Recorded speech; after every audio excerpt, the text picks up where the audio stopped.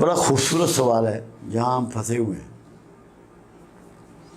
شخصیت پرستی اور احترام آدمیت میں کیا فرق ہے؟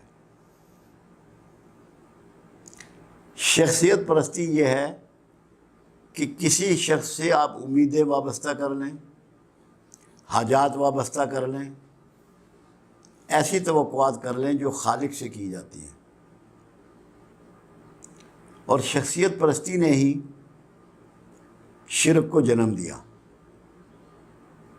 کسی نے کہا کہ یار وہ عمران کے بھانجے کو دیکھتے ہو؟ عیسیٰ علیہ السلام کے بارے میں بات ہوئی، اس نے آج مردے زندہ کر دیے۔ انہوں نے کہا یہ تو خدا ہی کر سکتا ہے، اس کا مطلب ہے خدا کا بیٹا ہے۔ ان کی غیر معمولی حرکت کی وجہ سے لوگوں نے ان کو خدا بنا دیا۔ جب کسی شخص کی دعائیں قبول ہوتی ہیں، اس کے دعائیں کرنے سے، آپ کو گائیڈ کرنے سے، آپ کی خدمت کرنے سے، آپ کا علاج کرنے سے بینیفٹ ہوتا ہے، تو لوگ سمجھتے ہیں کہ اس شخص نے ہمیں یہ فائدہ پہنچایا ہے، وہ اس کی پوجا شروع کرتے ہیں۔ اسی لیے اللہ نے کیا کیا؟ اللہ نے کہا کہ رسول اللہ صلی اللہ علیہ وسلم سے محبت رکھو، جان مال اولاد ناموس سے بڑھ کے۔ عقیدت نہیں کہا۔ جب آپ عقیدت رکھتے ہیں تو شخصیت پرستی کے چنگل میں پھنس جاتے ہیں، اور اگر آپ محبت ہی کو رکھیں تو آپ فالو کرتے ہیں، اس کی پیروی کرتے ہیں، اس کی نقل کرتے ہیں، اس کی اطاعت کرتے ہیں۔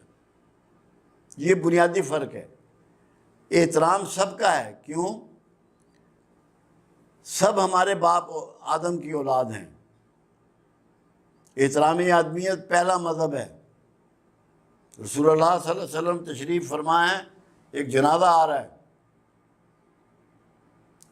جب جنازہ قریب ہوا، لوگ پہچانے گئے تو اصحاب رسول میں سے ایک شخص بولے، یا رسول اللہ صلی اللہ علیہ وسلم یہ تو یہودی کا جنازہ ہے۔ آپ نے غصے سے ان کی طرف دیکھا۔ جب جنازہ گزر گیا تو آپ نے فرمایا، میں نے تمہیں کب کہا ہے کہ مسلمان کا جنازہ آئے تو کھڑے ہو جاؤ؟ ہمیں تو احترام آدمیت کرنا ہے۔ بندے کا جنازہ آ رہا ہے، کھڑے ہو جاؤ۔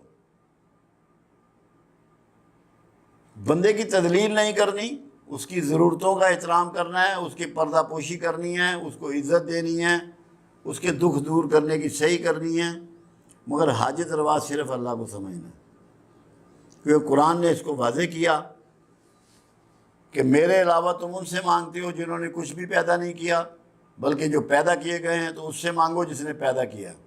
جو پیدا کیے گئے ہیں ان سے مت مانگو۔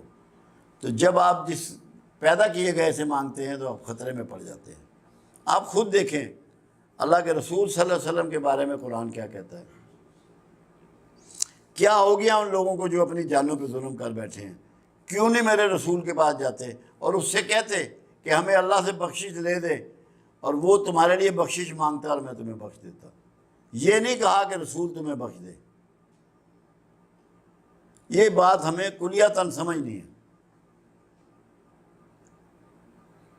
قرآن کے علاوہ ہمارے پاس کوئی نالج کا اگر سورس ہے تو کملی والے کی ذات ہے، چاہے آپ کی سیرت ہو یا آپ کے احادیث ہوں۔ تو یہ بات بالکل کلیئر ہے کہ آپ نے خالق سے مانگنا ہے، مخلوق سے نہیں مانگنا۔ مخلوق کی عزت کرنی ہے، محبت کرنی ہے، پردہ پوشی کرنی ہے، اس پر معترض نہیں ہونا، اس پر ٹونٹ نہیں کرنی، اس کی بے عزتی نہیں کرنی، اس کا مال نہیں چوری کرنا، اس کی جان مال ناموس آپ کے ہاتھوں سے اور آپ کی زبان سے محفوظ رہنی چاہیے۔ یہ احترام آدمیت کا بنیادی کلیہ ہے۔ حاجت روا اللہ کو سمجھنا ہے، خالق اور مالک کو سمجھنا ہے۔ یہ بہت آسان میں نے آپ کو کر کے بتا دیا ہے کہ حدود کا تعین یہی ہے۔ ہاں، آپ جس بھی شخص کو سمجھیں کہ یہ اللہ کا مقرب ہے یا متقی ہے، پرہیزگار ہے، آپ اسے کہہ سکتے ہیں کہ میرے لیے دعا فرمائیے۔ اللہ کے رسول صلی اللہ علیہ وسلم نے اتنی بڑی تعلیم دی کہ عمر فاروق رضی اللہ تعالیٰ عنہ اور مولا علی رضی اللہ تعالیٰ عنہ کو کہا کہ اویس کے پاس جانا، میرا جبہ اور دستار اس کو تحفتاً پیش کرنا اور اس سے کہنا میری امت کی بخشش کے لیے دعا کرے۔ تو یہ آپ کو الاؤ ہے کہ آپ جس سے چاہیں دعا کی درخواست کر سکتے ہیں۔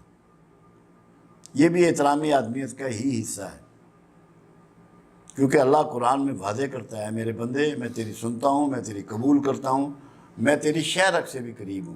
جب اللہ سنتا بھی ہے اور قبول بھی کرتا ہے تو کسی کی بھی قبول کر سکتا ہے، کسی کی بھی سن سکتا ہے۔ آپ ریکویسٹ کر سکتے ہیں دعا کے لیے، دعا سے آگے نہیں، حاجت روائی اللہ کے پاس۔